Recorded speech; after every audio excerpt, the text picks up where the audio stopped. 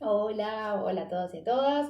Bueno, quería grabar este video para ir explicando un poquito lo que veníamos trabajando en naturales y explicar un poquito lo que estamos viendo ahora. Me pareció importante aclarar. Para empezar, hagamos un recorrido. Estuvimos viendo lo que era de materiales el sonido, estuvimos viendo lo que era el sonido, los medios de propagación, ¿qué más vimos?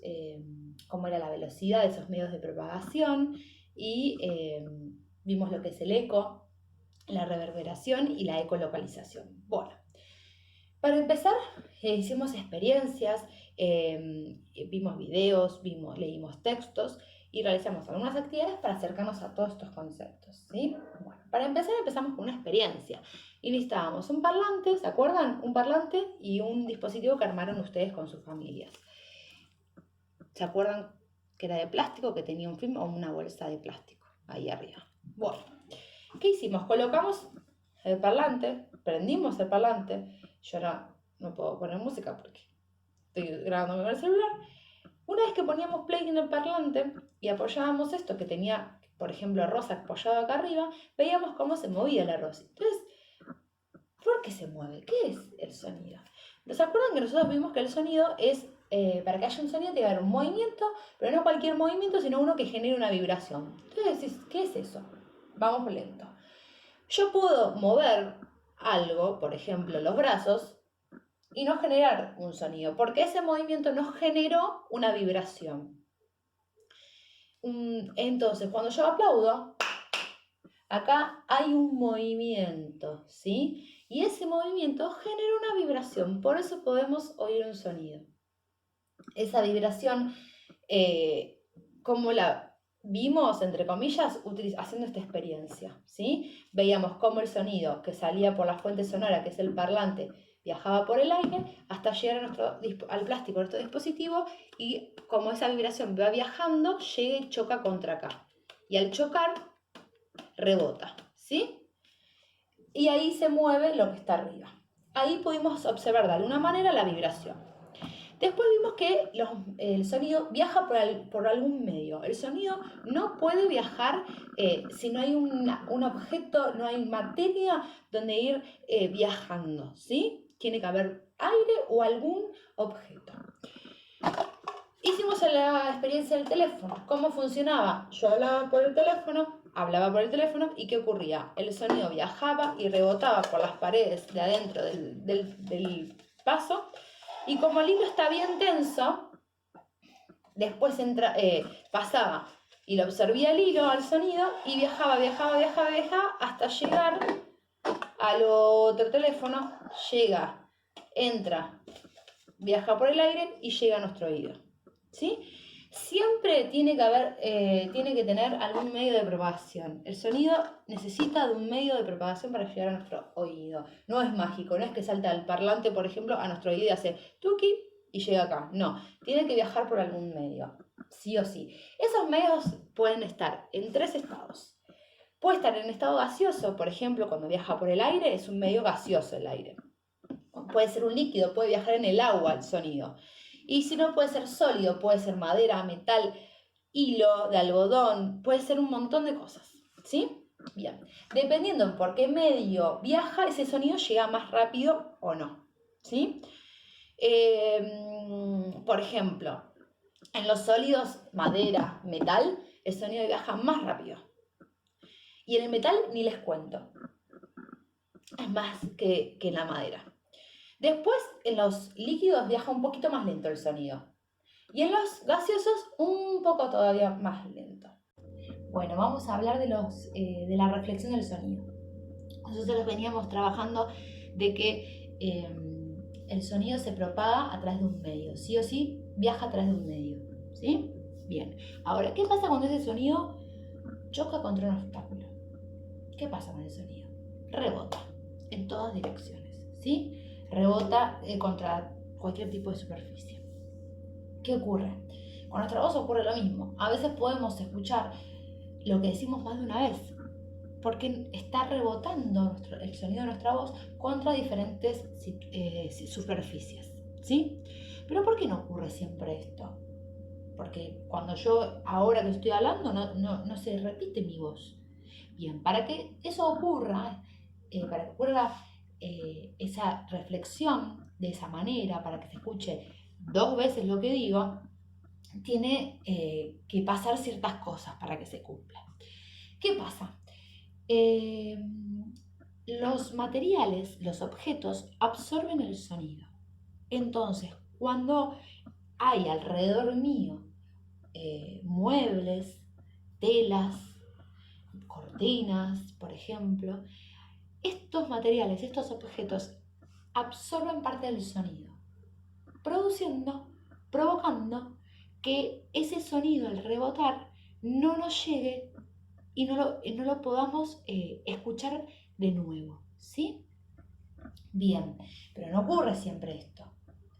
¿Qué pasa? Hay veces donde estamos, por ejemplo, puede ocurrir el fenómeno del eco. ¿Qué tiene que pasar para que ocurra el eco? Tiene que rebotar el sonido sobre una superficie plana, le vamos a decir. ¿A qué me refiero? Puede ser una pared bien alta, que le llamamos muro, puede ser una montaña. ¿Vieron el paredón para jugar al pádel, creo que es cuando tenés una paleta y una pelota y rebota contra la pared? Bien, esa superficie se le llama planas, ¿sí? El sonido va a rebotar en esa dirección y va a volver en la dirección contraria, ¿sí? Va a ir hacia el muro el sonido de la voz y va a volver en dirección contraria. Y por eso ahí lo vamos a volver a escuchar, a lo que dijimos.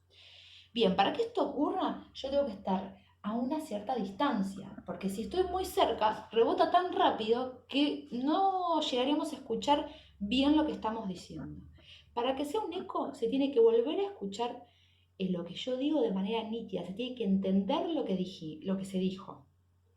Y más o menos son unos 17 metros desde la fuente que emite el sonido, ¿sí? Que sería yo, y a 17 metros del lugar del objeto donde va a rebotar nuestra voz y va a volver a venir hacia nosotros, hacia nuestra dirección contraria, ¿sí?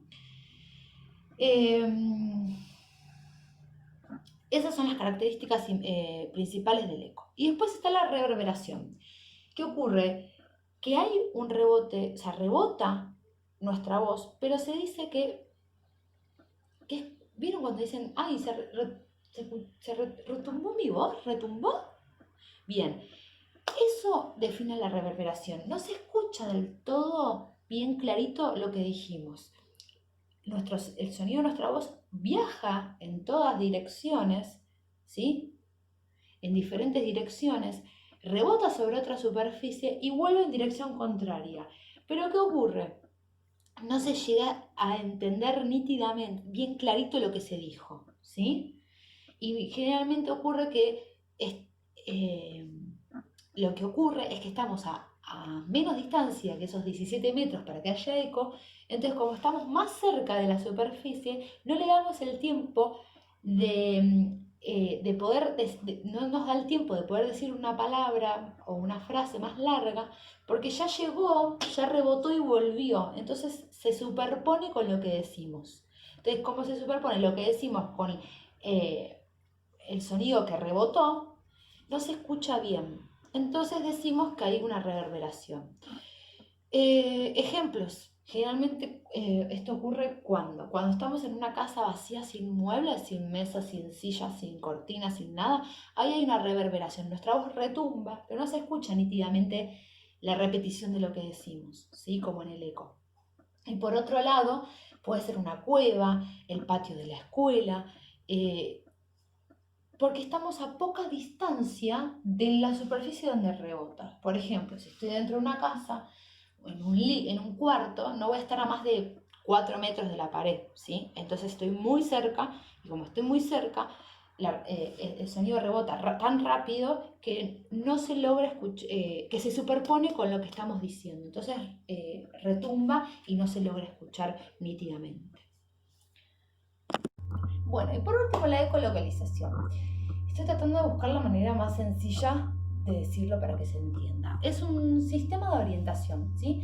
Esto lo van a utilizar algunos animales, por ejemplo, para poder ubicarse, para poder chocarse con las cosas para poder alimentarse. Por ejemplo, el murciélago, ¿sí? El murciélago no ve por dónde está volando, sino que utiliza la ecolocalización, que es emitir un sonido y que ese sonido rebote, por ejemplo, al estar volando contra los árboles, contra una pared, y él, como esas ondas sonoras que emite, esa vibración, choca contra algo, si enseguida le vuelve el sonido que emitió, si vuelve enseguida es que va a estar cerca. Si no si no rebota ese sonido y no vuelve rápido, es que está lejos.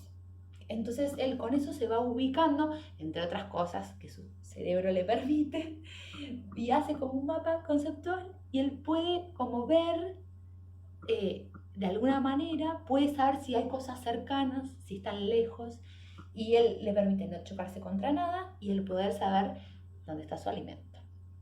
Bien, eso es un poquito de manera sencilla lo que es la ecolocalización, ¿sí? Y por último vamos a hablar un poquito en el próximo, ahora les voy a explicar un poquito sobre lo que estamos trabajando ahora, que son las características del sonido.